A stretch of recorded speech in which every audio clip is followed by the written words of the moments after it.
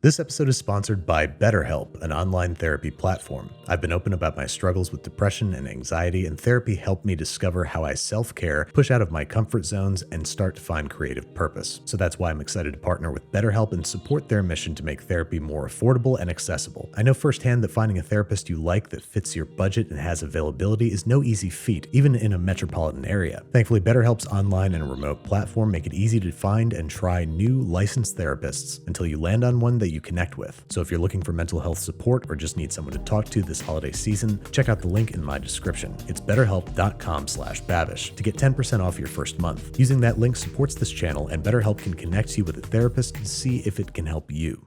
If you truly wish to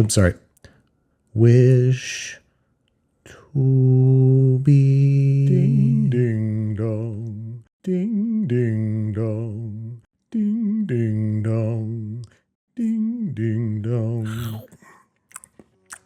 Hey, what's up, guys? Welcome back to Binging with Babish, where this week we're taking a look at the edible flower cup from Willy Wonka and the Chocolate Factory. Now, any expression of Wonka fandom needs, by definition, to include a golden ticket reference, so here's mine. I won't subject you to any more singing, but as I am duty-bound to say, I've got a golden ticket. Now that we've got that out of the way, we can cook some stuff. My first crack at this cup is going to be in the form of sugar craft. So in a medium saucepan, I'm combining 400 grams of sugar, 10 grams of white vinegar, and 100 grams of water. Bring that up to a simmer, brushing down the sides of the pot with a moistened brush if necessary, and cook until the mixture reaches 315 degrees Fahrenheit, at which point I'm going to pour it out onto 2 silicone non-stick baking mats. I'm only using 2 because I don't want it to flow over the sides. I'm drizzling each with a hefty hit of yellow food coloring, then double bagging my hands with gloves. This stuff is hot and it will mess you up. Now the goal is to get the sugar down to a workable consistency and temperature. We're going to do this by sort of gently coaxing in the edges towards the center, helping the sugar cool evenly and not crystallize. If things are still really hot, you can enlist the help of a bench scraper, just make sure it doesn't stick, and repeat the process until the sugar reaches a temperature that doesn't immediately burn your hand as soon as you touch it. Also, be sure to rotate your baking mat every once in a while. This is going to prevent excess heat from concentrating underneath the sugar and help it cool more quickly. Once cool enough, we're going to start straight up folding the sugar over itself, almost as though we're kneading a very hot glass-like dough, which we're going to begin stretching, folding, twisting, and repeating the process. This should grant the sugar elasticity and a lighter color. By this point, things might start to be firming up. So we're going to merge the 2 sugar pads together, just to make things a little easier, and grab our handy-dandy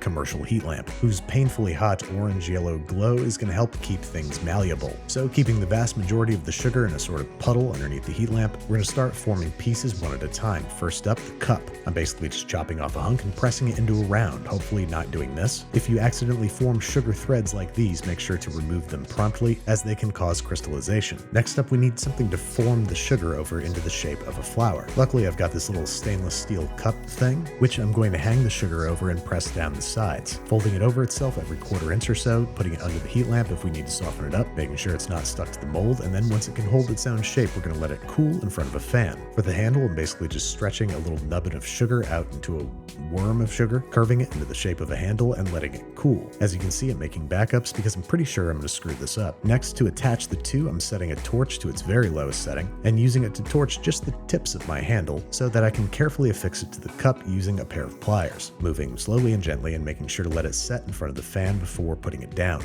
Next up, the sort of flowery saucer that holds the cup. For this, I'm going to make 5 petals that I'm going to connect to a central base. So I'm going to shape 5 small pieces of sugar into sort of flower petals that are lightly curved upward, then using a rod of sugar as a sort of soldering iron to affix them to the base. Once those are done and everybody's cooled off completely, provided you don't have too much humidity in the air, you should have yourself a finished flower cup. One that I fully admit does not look like the one in the movie, but I still think we should try it out. Now the question of what goes in it, and I always imagined the liquid being some kind of concentrated flower nectar, so I'm thinking a really strong chamomile tea. So lots and lots of flowers steeped for like 20-25 minutes, cooled rapidly by virtue of an ice bath, and then made extra sweet by virtue of the only nectar that I could think of, agave nectar, which isn't actually nectar at all, it's just agave syrup. But just like most products in life, we're going to blindly accept what the label says as gospel. Tiny whisk until dissolved in what's completely cool, pour into your sugar work, cup and saucer, and take a fanciful sip if you can get it off the base, which I can't because it's stuck. So I'm just going to make do with the base still attached. Tastes delicious, kind of like a pre-dessert chamomile palate cleanser, but I was having a harder time taking a bite, so I tried to remove the base, and that happened. I don't think we got the full effect there. Let's see that again from another angle.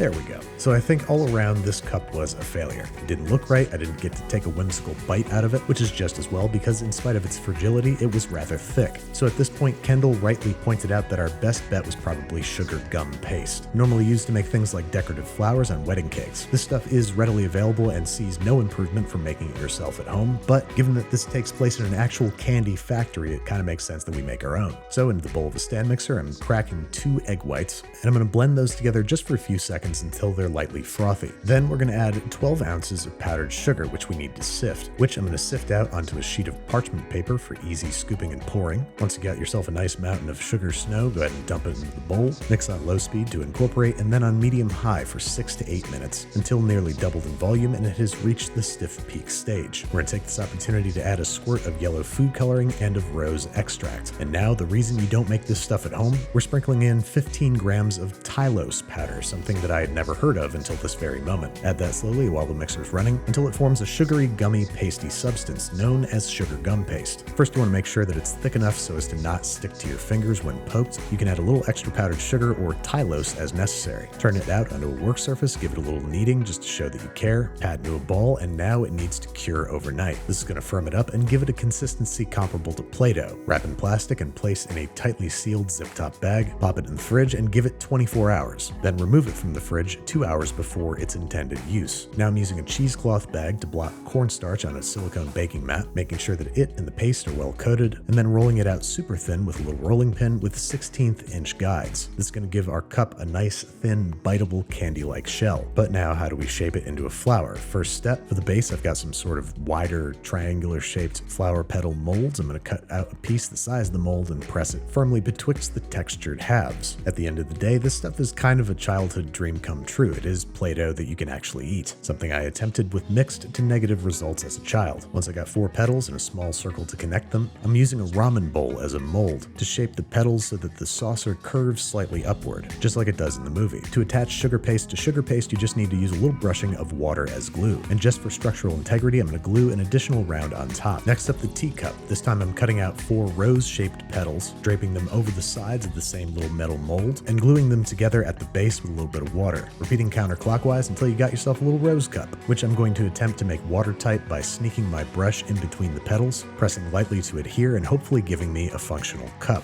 Last but not least, the handle, which is just a rod of sugar paste, which I'm going to curve just like a handle and press flat on each end for easy adhesion. Now these guys need to dry out completely, so I'm dusting both them and their molds with cornstarch and lining with plastic wrap if necessary, and placing them on a rack set over some uncooked rice. This, much like a phone dropped in the toilet, will help to dry things out. Tightly cover with plastic wrap, and we're going to have to let this sit for 1 to 3 days, which, perhaps due to its homemade nature, still wasn't enough time to completely harden my sugar paste. We decided to try to put everything in a low oven for about an hour, which will hopefully accelerate the drying process, and 15 minutes later everything melted. Luckily it had kept all of its details and was soft enough that I could remold it, and once they cooled down, everything finally hardened. Which means it's tea time, save for one fatal flaw, that being that moisture of any kind would quickly destroy our cup. So I turned, as I so often do, to beeswax, which is going to act as a sort of edible barrier between the liquid and the cup. First I'm going to melt it in a microwave to a state of frighteningly hot liquidity, and carefully brush a thin wall on the inside of the cup, redipping the brush frequently as the wax almost instantly sets. Last but not least, I'm going to use some edible glue to affix the handle to the cup. This stuff can take up to an hour to set, but between waiting a few days at this point and my general lack of self-control and patience, I thought blowing on it would make it set extra fast. And while I was initially proven wrong, after about 20 minutes of dutiful puffing, it appeared to have reached an acceptable threshold of structural integrity. So